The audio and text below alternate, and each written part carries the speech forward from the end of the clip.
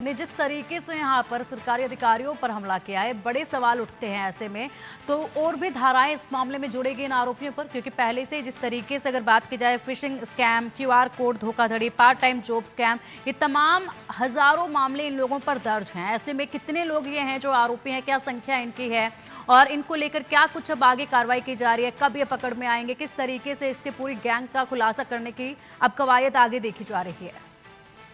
एक पूरा बड़ा नेटवर्क है क्योंकि करीब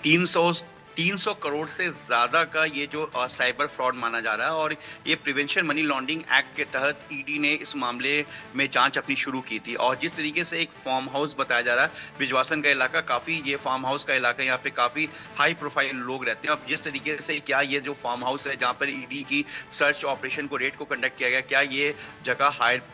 किराए पे ली गई थी या फिर यहाँ इस फार्म हाउस से जुड़े हुए जो लोग हैं वो इस फ्रॉड में शामिल थे, ये सब अभी पार्ट ऑफ इन्वेस्टिगेशन है। लेकिन दिल्ली पुलिस को अभी तक अगर कोई शिकायत मिलती है ईडी की तरफ से तो दिल्ली पुलिस की तरफ से प्रॉपर एक्शन लिया जाएगा। वहीं दूसरी तरफ अगर हम ईडी की बात करें कि जिस तरीके से ईडी के जो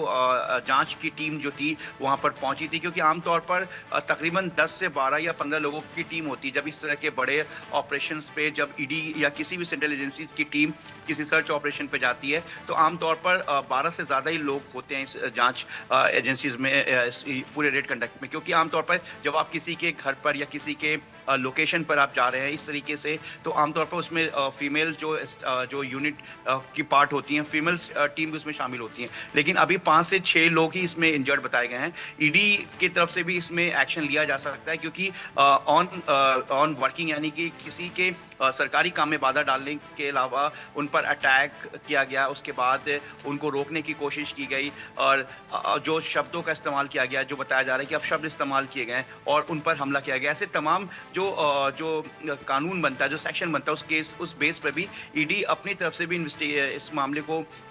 जो है वो दर्ज करेगी। लेकिन साथ ही लोकल पुलिस में भी अगर शिकायत दी जाती है सेंट्रल एजेंसीज की तरफ से तो सेंट्रल एजेंसीज की शिकायत पर भी दिल्ली पुलिस इस मामले में एफआईआर दर्ज कर इस मामले की जांच कर सकती है, करेगी। लेकिन सबसे बड़ी बात ये कि जो ये जगह है, ये फार्म हाउस जो है, अब ये जानकारी अभी तक सामने नहीं आई। हालांकि कुछ ही देर में औपचारिक तौर पर, आधिकारिक तौर पर ईडी की तरफ से ये जानकारी मिल जाए कि जिस फार्म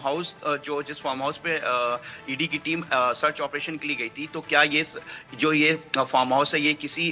एक पर्सन से है जिसका ये साइबर फ्रॉड से क्या जुड़ा हुआ कोई कनेक्शन है, या फिर इस फार्म हाउस को रेंट पे लिया गया था। ये सब अभी पार्ट ऑफ इन्वेस्टिगेशन है क्योंकि ईडी फिलहाल अपने जो इस रेड के कंडक्ट के दौरान जिस तरीके से हमला हुआ, तो कहीं ना कहीं उनके जो इन्वेस्टिगेशन है वो इफेक्ट हुआ। क्योंकि अगर उन पर हमला नहीं होता, जिस तरीके से पूरा टारगेटेड किया गया, तो अब तक कई दस्तावेज जो इस साइबर फ्रॉड से आमतौर पर जुड़े हुए हैं। क्योंकि आपको देखने को जरूर मिल रहा होगा कि दिल्ली पुलिस की अगर साइबर यूनिट की बात करें या फिर एजेंसीज की बात करें, तो जिस तरीके से देश में साइबर फ्रॉड कहीं ना कहीं लगातार बढ़ता जा रहा है और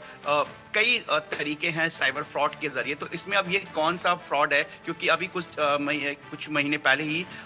चीन के कुछ लोगों को आइडेंटिफाई किया गया था जो चीन में बैठकर हिंदुस्तान में साइबर फ्रॉड के जरिए अलग अलग स्कैनर्स के थ्रू, मोबाइल रिचार्ज के थ्रू, ट्रांजैक्शन के थ्रू या डिजिटल अरेस्ट की बात करें तो इस तरीके के मॉडस ऑपरेंडी से इंडिया के लोगों को टारगेट कर रहे थे। और इसमें बाकायदा चाइना के लोगों ने इंडिया के कुछ स्पेसिफिक लोगों को अपने इस पूरे नेक्सस में शामिल किया था। तो अब ये जो साइबर फ्रॉड है, ये साइबर फ्रॉड किस बेस पर किया गया, ये लेकर अभी कुछ ही देर में हो सकता है कि ईडी की तरफ से जानकारी मिल जाए। लेकिन जिस तरीके से ईडी की टीम पर एक पूरा अटैक किया गया है, ये कहीं ना कहीं एक बहुत बड़ी बात है। क्योंकि इस तरीके से सेंट्रल एजेंसीज पर, वो भी देश की राजधानी दिल्ली, जहां पर लॉ एंड ऑर्डर की अगर हम बात करें तो यहाँ पर लॉ एंड ऑर्डर काफी मजबूत है, एनफोर्समेंट डिपार्टमेंट है, देश की राजधानी दिल्ली, और ऐसे में दिल्ली के एक लोकेशन पर इस तरीके से सेंट्रल एजेंसीज पर हमला करना बहुत बड़ी बात है। अब इसमें ये देखना है कि सेंट्रल एजेंसी बिल्कुल जावेद, और बड़ी बात ये भी है कि बिजवासन के जिस इलाके में ये रेड कंडक्ट की गई है, ये वो इलाका है जहां पे जो फार्म हाउस का जिक्र आपने किया, वो कोई मामूली लोगों के फार्म हाउस नहीं है, बड़े बड़े लोगों के फार्म हाउस है, बड़े चेहरों के फार्म हाउस है। तो ऐसे में ये देखना होगा कि किन के नाम इसमें सामने